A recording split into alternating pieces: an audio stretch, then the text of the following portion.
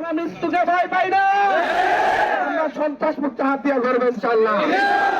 সবাইকে বলতেছি, ওসিকে বলতেছি, আজকের বক্তব্য মিডিয়াতে করা হচ্ছে, আপনাদেরকে বলতেছি এই সন্ত্রাসী কার্যক্রম যদি বন্ধ না করেন আমরা বাধ্য যদি 10 জন 10 জন মিলে ওদের বাড়িতে আমরা ঘেরাও করবো, আমাদের লাশ নিয়ে যায় প্রায় এসে দেখা যাবে। সব সন্ত্রাসীরা এক হয়েছে, আরেকবার হাতিয়ারে জিম্মি করবে, আরেকবার ভোট কেন্দ্রে বাইরে এমনকি দেয়। আরে 12 তারিখে ঘরে চুরি করে ওদের বসে থাকতে হবে বলে রাখলাম।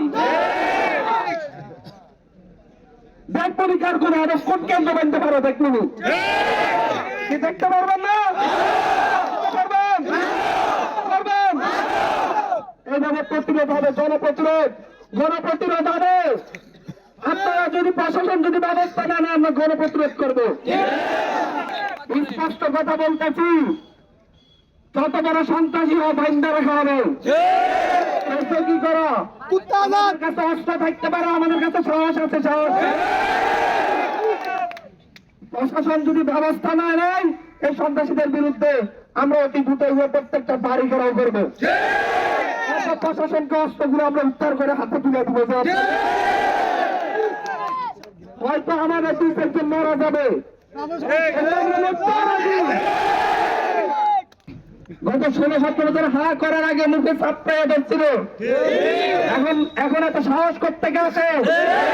সেদিন তো যখন মিছিল একটা বাইর করতে বললাম 5 তারিখের পরে 6 তারিখে একটা মিছিল পর্যন্ত বাইর করার সাহস পাবে না। পুরুষের দল আসছে এখানে পুরুষটা দেখাইতে, খাইতে হইলে কামলা দিয়ে খাইতে হইব, সন্ত্রাসী করে খাওয়ান যাইতো না। সামনে এটা ঘটবে ইনশাল্লাহ। মাথা ঠান্ডা, শরীর গরম, মাথা ঠান্ডা, মাথা ঠান্ডা। আমরা এই সন্ত্রাসীদের বিরুদ্ধে রাজি আছি না?